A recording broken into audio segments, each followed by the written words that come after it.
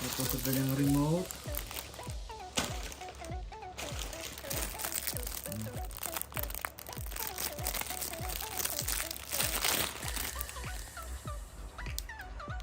Ang kanyang remote. Yung sa recording function.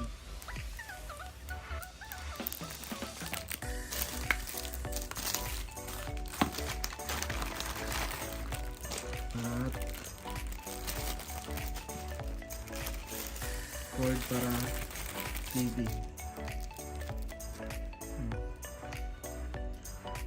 So pwede mo rin guys ilagay sa ano connection ng gamit ka ng ibang amplifier. Gamit ito. Connect mo to sa amplifier para yung audio niya mapupunta. Kung gusto niyo malakas, gusto niyo parang malakas, lumakas pa siya.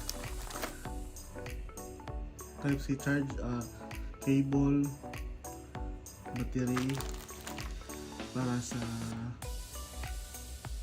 remote, warranty card, user manual. Diba?